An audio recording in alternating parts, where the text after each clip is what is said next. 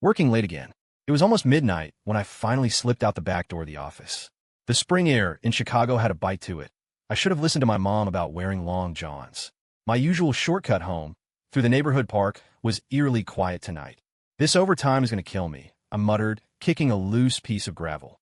Suddenly, a flash of white by the swing set nearly made me trip. Getting closer, I saw it was a person.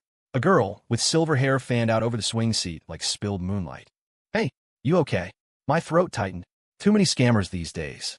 Just last month, my buddy Mark got conned out of $100 by some lady faking a twisted ankle. She stirred, and a sliver of leg, shockingly white, peeked out from under a white dress. I saw she was barefoot, and her left ankle had a nasty gash, slowly oozing blood. Should I call an ambulance? I fumbled for my phone, fingers trembling a bit. The girl looked like she'd escaped from Comic-Con. Silver hair, eyelashes so long a mosquito could probably perch on them. If some cosplayer actually croaked out here, tomorrow's online buzz would be teenager found dead in park. She suddenly opened her eyes, startling me so bad I stumbled backward and landed on my ass. The streetlight caught her eyes, and, holy crap, they were dark red. Don't go to the hospital. Her voice was raspy, like she hadn't had a drink in days. A cold hand clamped onto my wrist. Only then did I notice her chapped lips, the suspicious dark stains blooming on the hem of her dress. Warning bells clanged in my head. Ethan, you idiot, run. But her hand was shaking violently, her forehead beaded with cold sweat. She started to keel over, right towards me. Where do you live? I could take you home, I asked, steadying her by the shoulders. She felt light as a feather, and a weird smell clung to her. Rust and roses. Suddenly, she buried her face in my neck, her breath sending shivers down my spine. Take me home, please. Oh hell, this was definitely a trap. My mind flashed to all those true crime shows, the PSAs. But then I looked down and saw the smear of blood her ankle left on the pavement as she'd moved, and my knees just sort of buckled. Okay, but fair warning, my place is just a studio, I said, nearly throwing out my back as I hoisted her onto my back. Her arms were like icicles. And if you're planning on harvesting my kidneys, I swear I'll haunt your ass. On the way, her forehead pressed against the back of my neck, so cold it made me shiver. The elevator mirror reflected us. Me, with dark circles practically down to my chin, and a glowing, pale, sleeping beauty clinging to my back. The cleaning lady was going to see the security footage tomorrow and call the cops for sure. My hand was shaking so much I could barely get the key in the lock. Once I'd laid her on the couch, I got a better look. The dark red on her white dress wasn't paint. Holy shit, it was blood. Hey, wake up. Where are you hurt? I pushed her hair aside to check, finding a dark bruise blooming on the back of her neck. The second my fingers brushed it, she snapped her eyes open and grabbed my wrist, those red eyes glowing faintly in the dim light. Don't touch me, she hissed, fierce as a cornered cat. Then just as quickly, she wilted. Sorry, could I have some water? When I came back with a glass of lukewarm water, she was curled up in the corner of the couch, hugging her knees. Silver hair cascaded over her shoulders. In the moonlight filtering through the window, she looked like a wisp of smoke, ready to dissipate. My name's Lily, she said, taking small sips from the mug, her throat working. Her eyes didn't look quite so red now. Maybe it was just the streetlight reflecting earlier. Ethan, I said, offering the first aid kit. Wanted to take a look at that ankle. She flinched, tucking her feet back under her dress. No, it's fine. Then, seeing me reach for the kit anyway, she added, could you just give me a Band-Aid? When I turned back around, armed with a Hello Kitty Band-Aid, I almost dropped the whole kit. The wound on her ankle, it was already scabbed over. 10 minutes ago, it was still bleeding. I clapped fast, she stammered, snatching the Band-Aid and slapping it on. The little bunny ears on her pink slippers twitched. She actually looked a bit more energetic now, her eyes bright. I glanced at the wall clock. 1:30 a.m. Should I call your family? She picked at a bloodstain on her dress, her voice suddenly small. They're all dead. The living room went so quiet I could hear the hum of the refrigerator. I just stood there, mouth agape like an idiot. She let out a little puff of laughter. Kidding. They're overseas. Time difference, you know. I let out a breath I didn't realize I'd been holding, but something still felt off. So, should I get you a hotel room then? No. She lunged, grabbing my arm. This time, I noticed her palm was a little warmer. Those places have cameras. And we're people. Seeing her shoulders tremble, I cursed myself for being a soft touch for the 108th time. Finally, I pointed to the couch. You sleep there? Tomorrow morning, I'm taking you to the police station. Before I went into my bedroom, I snuck a peek. She was curled up on the couch, a tiny ball, silver hair hiding half her face, clutching the Pikachu plushie I'd tossed her. Damn it, she was illegally cute. But by 3 a.m., I was regretting everything. Woken up by a full bladder, I heard noises from the living room. Peeking through a crack in the door, I nearly wet my pants. Lily was standing in front of the open refrigerator, head tilted back, drinking. Ketchup? Red liquid trickled down her chin, onto her collarbone, staining her white dress like a B-movie horror scene. She suddenly turned, a smear of red at the corner of her mouth. Mr. Miller? Still up? My legs gave out, and I sank to the floor. What? What are you doing? Looking for a midnight snack. In the faint moonlight, I made out the lettering on the package. Holy hell, that was a hospital blood bag. You're a psycho killer. I grabbed the nearest thing, a broom. Or a vampire? It's strawberry juice. She turned the bag around, the expiration date a blur. A cosplay prop, see? The broom hovered 10 inches from her head. Really? Cross my heart. She stuck out her tongue, making a face, her red eyes crinkling into crescents. Seeing I still had the broom raised, she suddenly swayed. Ooh, I feel dizzy. As she started to fall, I instinctively reached out. The girl pitched right into my arms, her forehead burning hot. Why are you so hot? You were freezing a minute ago. I frantically felt her forehead, and she suddenly grabbed my wrist. She looked up, a sly grin on her face. Gotcha. Her grip was surprisingly strong for someone supposedly ill, and she pulled me down onto the couch with her. You're so warm. She nuzzled closer, like a cat, her hair tickling my neck. I was about to push her away when I felt her back. It was drenched in cold sweat. Hey, don't play dead. She suddenly went limp, slumping against me. I felt for her pulse. It was racing like a hummingbird's wings. The strawberry juice on her white dress looked black in the moonlight. My hand was shaking so bad I misdialed 911 3 times. Lily, cradled in my arms, was muttering deliriously, no white lights. Hate the smell of antiseptic. The ambulance arrived quickly. As the paramedic tried to put an oxygen mask on her, she suddenly grabbed my sleeve, her red eyes filmed with tears. Don't leave me. I looked down at the blood smeared on my pajamas. My legs felt like jelly. First, I pick up a mysterious, beautiful girl, and now I'm probably heading to the police station for questioning. My mom would have a meltdown if she knew. Family of the patient, come with us, the paramedic called. I looked at Lily's pale face on the stretcher, gritted my teeth, and climbed into the ambulance. Screw it. If this was how I died, at least it wouldn't be boring. The ambulance lights painted the hospital corridor an eerie blue. I clutched Lily's cold hand, which felt like holding a dying fish. When a nurse tried to insert an 4 into her arm, Lily's eyes flew open, and her nails dug into the back of my hand. No, just hold still, sweetie. It'll be over in a second, I said, trying to keep her thrashing legs still. More of the blood from her dress smeared onto me. She twisted her head and bit down on my sleeve, a small, wounded animal sound tearing from her throat. When the blood test results came back, the doctor on duty pushed his glasses up onto his forehead. Rh negative? We're short on that right now. Any family members here with the same type? Well, wouldn't you know it? I was Rh negative for crying out loud. As I was volunteering, telling the nurse to go ahead and draw my blood, Lily suddenly shot up from the gurney, the 4-needle scratching a thin red line across her skin. No, she clung to my arm, big tears splashing onto my hand. He'll die. The young nurse chuckled. Honey, donating a pint of blood won't kill him. She turned to me. Your girlfriend's pretty protective, huh? While they drew my blood, Lily buried her face in my jacket, trembling. The instant the needle pierced my vein, she went still, her throat moving slightly. I glanced down and saw her nostrils flare, her dark red pupils contracting into slits like a cat getting a whiff of catnip. Mr. Miller, your blood pressure is a little high, the nurse said, frowning at the monitor. No kidding. This kid was sneakily licking the freaking needle mark on my wrist. Are you part dog or something? I pulled my arm back. Her pale cheeks were flushed, a healthier color than the 4 drip had managed. I got home at 3 in the morning and collapsed onto the couch like a beached whale. Lily was squatting by the coffee table, making me some herbal tea, the bunny ears on her slippers bobbing. I'm sorry, she murmured, pushing the mug towards me. I noticed the purplish needle mark on her wrist was already fading fast.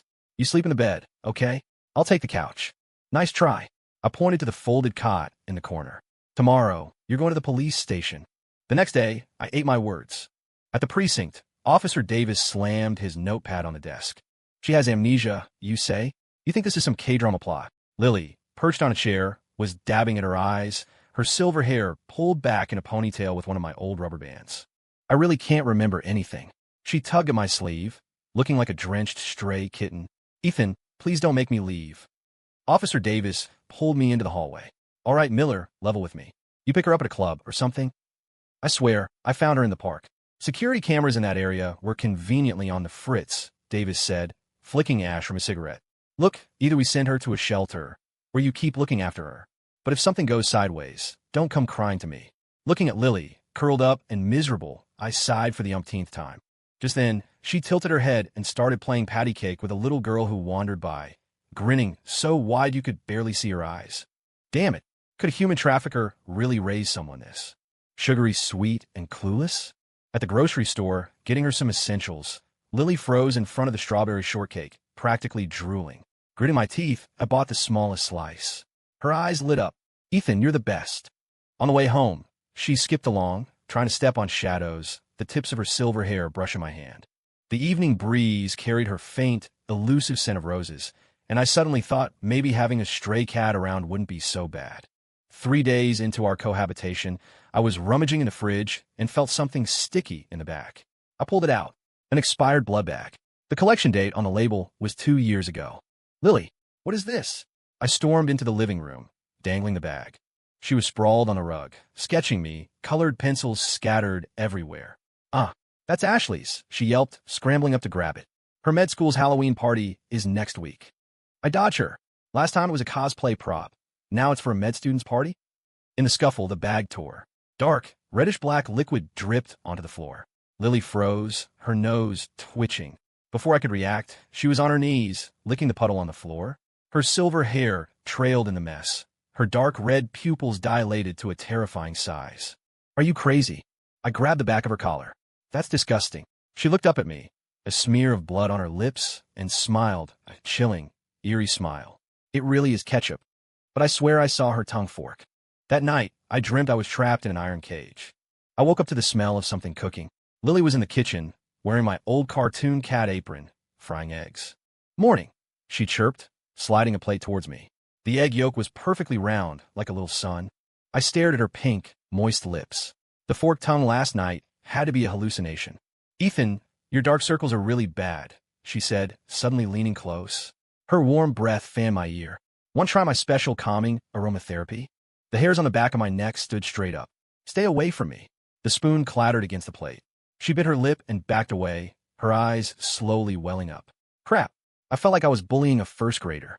Just as I was about to apologize, she swayed, and the glass of milk in her hand shattered on the floor. Hey, I caught her as she crumpled. The heat was on, but her skin was more cold, a side effect of chugging that expired blood last night. As I was covering her with a blanket, I noticed her phone's wallpaper, our grocery receipt from yesterday. What kind of creepy collecting habit was that? During my lunch break, the work Slack channel blew up. Sarah from reception had posted a photo, a still from the elevator security cam of me carrying Lily, captioned, Ethan, didn't know you had it in you. Fire, I nearly dropped my phone into my coffee. In the photo, Lily's silver hair was spread across my back, and I looked like I was carrying a live bomb. Scrolling down, the comments were even worse. His girlfriend's so anime, and no wonder he's always working late, shacking up with a secret beauty. Huh. Just then, Lily called. I was hiding in the fire escape, tearing my hair out. Ethan, the kitchen's smoking. I raced home to find a pan on fire and Lily wielding the lid like a shield. I was trying to make some soup. The bottom of the pan was a mess of charred, unidentifiable gunk, and the smoke alarm was still screaming. Are you a secret agent of kitchen destruction? My hands were shaking as I turned off the gas. I turned to see her crouching in the corner, poking her fingers together, a smudge of soot on her nose. Suddenly, I wasn't so angry. Later that night, while I was working on a design, a wisp of rose scent drifted under my bedroom door. Lily padded in barefoot, clutching her Pikachu plushie. Ethan, I'm cold.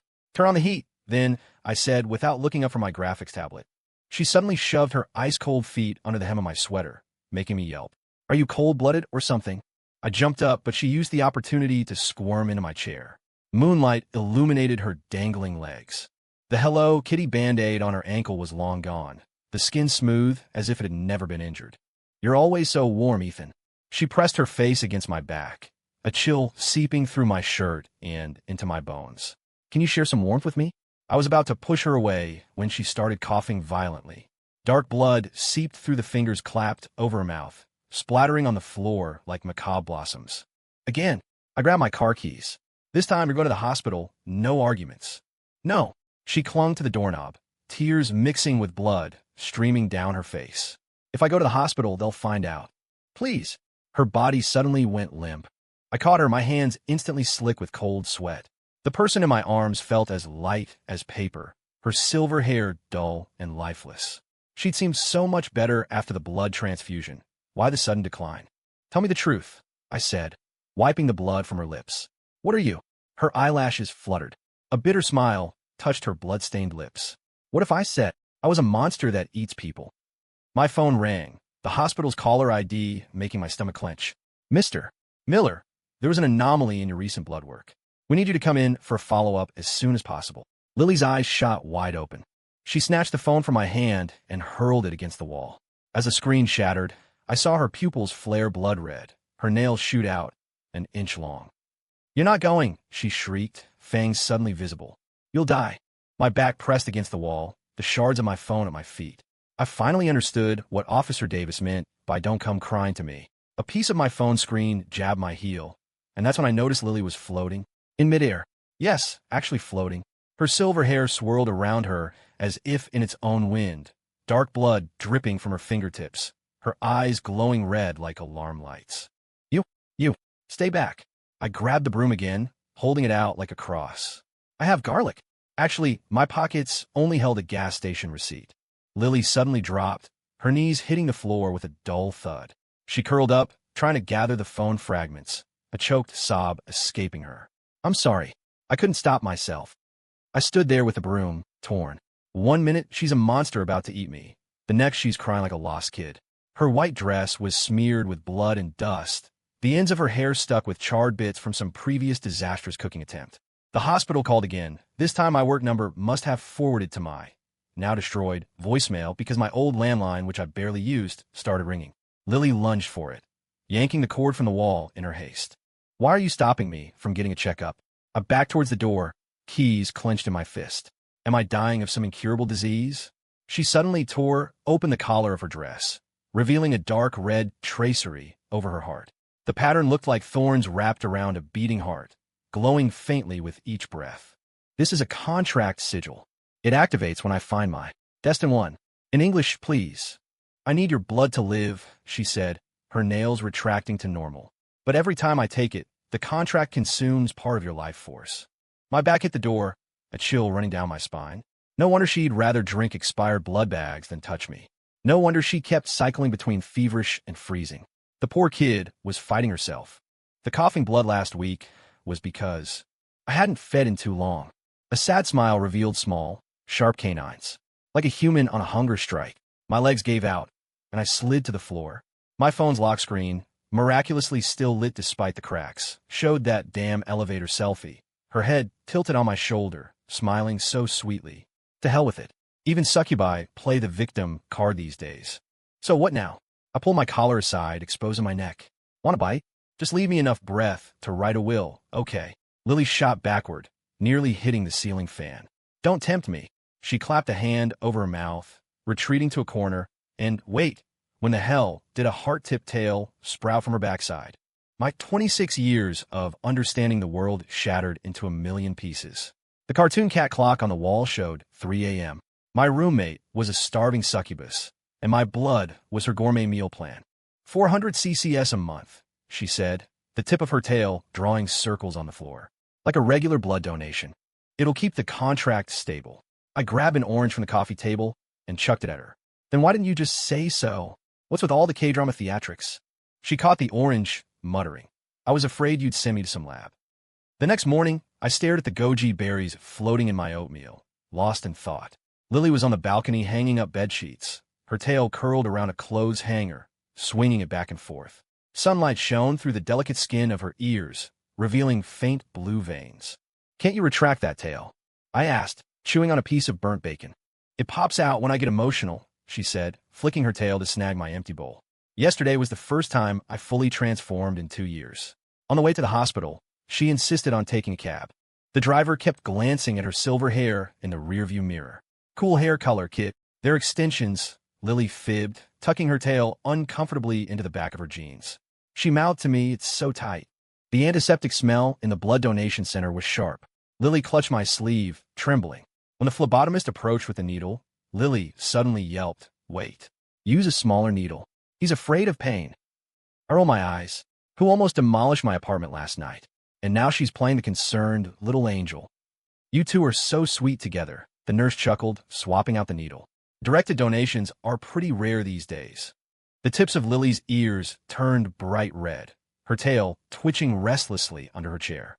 As my dark red blood began to flow into the collection bag, her throat bobbed, and her tail suddenly coiled around my ankle. "Tail off," I hissed. Her eyes had softened to a pale pink, like a starving kitten eyeing a churu treat. On the subway ride back, she clutched the thermos filled with my blood like it was a holy relic. I leaned against the window, dozing off, when I felt a warm puff of air on my collarbone. The little weirdo was secretly sniffing my neck. "That'll be 500 an hour for sniffing privileges," I said, tweaking her ear. She sat bolt upright. I was just checking for residual contract energy. The fact that her ears were practically smoking red gave her away. That night, I woke up way too hot. Lily had somehow burrowed into my bed, her tail wrapped around my waist, the top of her head tucked under my chin. "Cold," she mumbled, snuggling closer. Her hands and feet were like ice packs. My heart softened, and I didn't push her away. I woke up with one whole side of my body numb. At work, the rumors about my silver-haired girlfriend were getting wilder. Sarah from reception leaned in conspiratorially. "Ethan, is your girlfriend really, like, Scandinavian or something?" I looked at the post-it note Lily had stuck on the glass wall of the conference room. "Don't forget to eat," red heart, and mumbled a non-committal something like that. I couldn't very well say she was a homegrown succubus who was currently trying to master sweet and sour pork. When the summer downpour started, Lily figured out how to use the hairdryer on her tail. One day, I came home from work early and found her rolling around on my bed with my pillow, her tail wrapped around the AC remote, fiddling with the temperature. "What are you doing?" She shot up, for practically bristling. I was, looking for the remote. Her tail, in its panic, whacked the heat button and a blast of hot air billowed her skirt. On the hottest day of July, the fridge was plastered with my blood donation schedule. Lily had drawn little hearts on every date. My favorite thermos now bore a sticker, Panda Blood, Ethan's special reserve. "Why Panda?" I asked, swirling the empty thermos. "Because it's rare, silly," she said, standing on tiptoe to hang a little charm around my neck. I looked it up. Rh-negative blood is only found in like 0.3% of people. I pinched her nose. "So, you're the giant panda of vampires?" She puffed out her cheeks, her tail swishing indignantly. "Succubus. I'm a succubus. We thrive on affection, not like those low-class bloodsuckers." Our argument apparently disturbed the old lady next door. The next day, a flyer for Spice Up Your Marriage appeared on the community bulletin board, mysteriously featuring a photo of the shipping box from Lily's online order of tail luster conditioning oil. My birthday arrived with a torrential downpour that trapped me at the office with a rush design job. I finally got home around 10 p.m. to find the living room featuring a lopsided, slightly burnt cake disaster. Lily was crouching in the kitchen, surrounded by a minefield of eggshells. "I wanted to bake you a cake," she mumbled, a smudge of frosting on her nose. The oven kind of exploded. I started making instant ramen on the hot plate. Her tail tip hooked around my pinky finger. Your presence in the bedroom. On my pillow lay a delicate rose gold bracelet. The charm was a miniature blood bag, engraved on the inside. 400 cubic centimeters limited edition. "I had it made for my first blood drive donor pin," she said, her tail wagging furiously as she fastened it on my wrist. "Do you like it?" The steam from the ramen made my eyes water. I ruffled her silver hair. "Next time, stay out of the kitchen." The gift. "It's great." When her tail quietly wrapped around my waist, I pretended not to notice. Outside, rain hammered the windows. The girl in my arms was warm as a little furnace. So much for a cold-blooded succubus. End of the month, donation day. The familiar nurse at the blood center spotted us from across the room. "Lily, back with your hubby." Lily handed my thermos through the window, her tail making a little heart shape behind her back.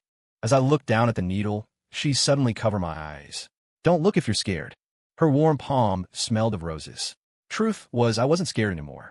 But every time, I'd pretend to flinch just to wait for her to grab my arm and whisper, "It'll be over in a sec." On the way home, we passed a bridal shop. She was staring at a mermaid dress in the window, completely transfixed. Want to try it on? I asked, teasing. No way. Her face flushed, and she hurried off. My tail would rip the dress. I laughed, catching up to her, her silver hair flying. In the twilight, our shadows stretched long and intertwined. Her tail's shadow snuck out, coiling gently around my shadowed wrist.